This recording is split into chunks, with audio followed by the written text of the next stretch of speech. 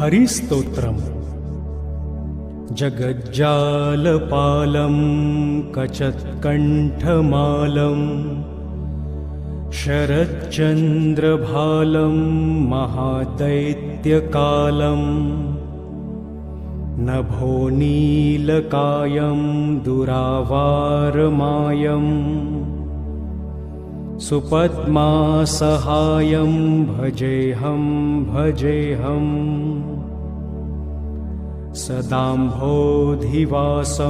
गलत्पुष्पहासं जगत्सन्निवासं शतादित्यभासं गदाचक्रशस्त्रं लसत्पीतवस्त्रम्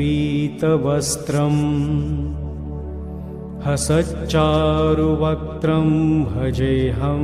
भजेऽहम् रमाकण्ठहारं श्रुतिव्रातसारं जलान्तर्विहारं धराभारहारम् चिदानन्दरूपं मनोज्ञं स्वरूपम् घृतानेकरूपं भजेऽहं भजेऽहम् जराजन्महीनं परानन्दपीनं समाधानलीनं सदैवानवीनं जगज्जन्महेतुं सुरानीककेतुं त्रिलोकेकसेतुं भजेऽहं भजेऽहम् कृतान्मानगानं खगाधीशयानं विमुक्तेर्निदानं हरारातिमानं स्वभक्तानुकूलं जगद्वृक्षमूलं निरस्तार्तशूलं भजेऽहं भजेऽहम् समस्तामरेशं द्विरेफाभकेशं जगद्बिम्बलेशं हृदाकाशदेशं सदा दिव्यदेहं विमुक्ताखिलेहं सुवैकुण्ठगेहं भजेऽहं भजेऽहम् सुरालीम्बलिष्ठं त्रिलोकीवरिष्ठं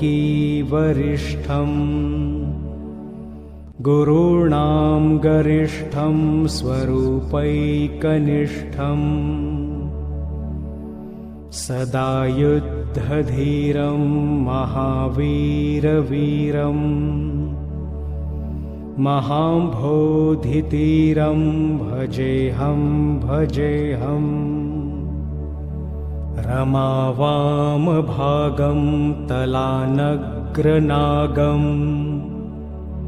कृताधीनयागं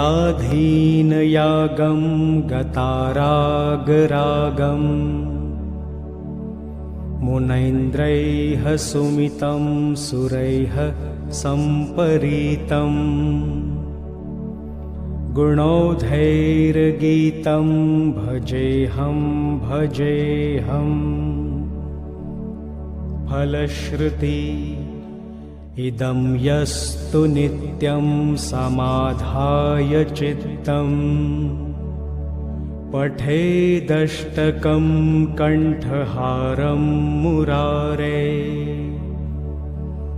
स विष्णोर्विशोकं ध्रुवं याति लोकं जराजन्मशोकं पुनर्विन्दतेनो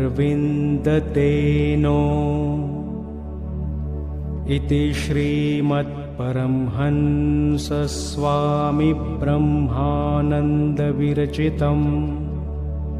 श्रीहरिस्तोत्रं सम्पूर्णम्। हरिस्तोत्रम् जगज्जालपालं कचत्कण्ठमालं शरच्चन्द्रभालं महादैत्यकालं नभोनीलकायं दुरावारमायं सुपद्मासहायं भजेऽहं भजेऽहम् सदाम्भोधिवासं गलत्पुष्पहासं जगत्सन्निवासं शतादित्यभासं गदाचक्रशस्त्रं लसत्पीतवस्त्रं हसच्चारुवक्त्रं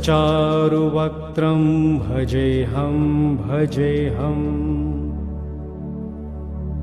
रमाकण्ठहारं श्रुतिव्रातसारं जलान्तर्विहारं धराभारहारम् चिदानन्दरूपं मनोज्ञं स्वरूपं घृतानेकरूपं भजेऽहं भजेऽहम् जराजन्महीनं परानन्दपीनं समाधानलीनं सदैवानवीनं जगज्जन्महेतुं सुरानीककेतुं त्रिलोकेकसेतुं भजेऽहं भजेऽहम् कृतान्मानगानं खगाधीशयानं विमुक्तेर्निदानं हरारातिमानं स्वभक्तानुकूलं जगद्वृक्षमूलं निरस्तार्तशूलं भजेऽहं भजेऽहम् समस्तामरेशं द्विरेफाभकेशं जगद्बिम्बलेशं हृदाकाशदेशं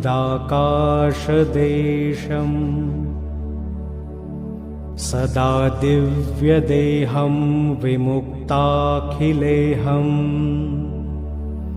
सुवैकुण्ठगेहं भजेऽहं भजेऽहम् सुरालीम्बलिष्ठं त्रिलोकीवरिष्ठं गुरूणां गरिष्ठं स्वरूपैकनिष्ठं सदा युद्धधीरं महावीरवीरं महाम्भोधितीरं भजेऽहं भजेऽहम् रमावामभागं तलानग्रनागं कृताधीनयागं गतारागरागं मुनैन्द्रैः सुमितं सुरैः सम्परीतं गुणौधैर्गीतं भजेऽहं भजेऽहम् फलश्रुति इदं यस्तु नित्यं समाधाय चित्तं पठेदष्टकं कण्ठहारं मुरारे स विष्णोर्विशोकं ध्रुवं याति लोकं जराजन्मशोकं पुनर्विन्दतेनो इति श्रीमत्परमहंसस्वामिब्रह्मानन्दविरचितं श्रीहरिस्तोत्रं सम्पूर्णम्। हरिस्तोत्रम् जगज्जालपालं कचत्कण्ठमालं शरच्चन्द्रभालं महादैत्यकालं नभोनीलकायं दुरावारमायं सुपद्मासहायं भजेऽहं भजेऽहम् सदाम्भोधिवासं गलत्पुष्पहासं जगत्सन्निवासं शतादित्यभासं गदाचक्रशस्त्रं लसत्पीतवस्त्रं हसच्चारुवक्त्रं भजेऽहं भजेऽहम् रमाकण्ठहारं श्रुतिव्रातसारं जलान्तर्विहारं धराभारहारम् चिदानन्दरूपं मनोज्ञं स्वरूपं घृतानेकरूपं भजेऽहं भजेऽहम् जराजन्महीनं परानन्दपीनं समाधानलीनं सदैवानवीनं जगज्जन्महेतुं सुरानीककेतुं त्रिलोकेकसेतुं भजेऽहं भजेऽहम्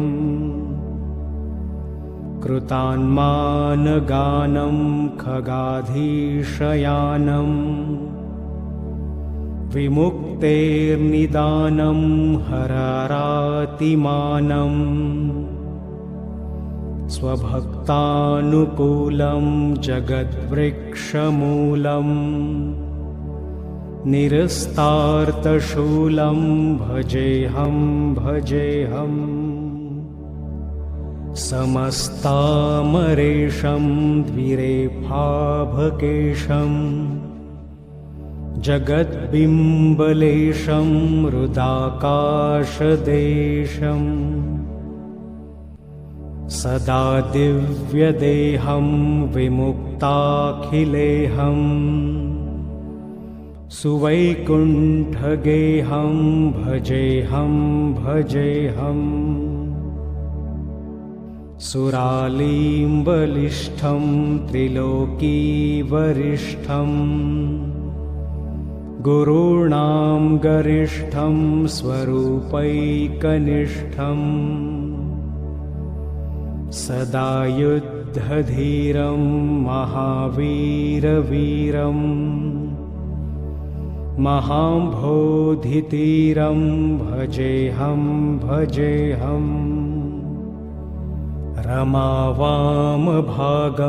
तलानग्रनागं कृताधीनयागं गतारागरागं मुनैन्द्रैः सुमितं सुरैः सम्परीतं गुणौधैर्गीतं भजेऽहं भजेऽहम्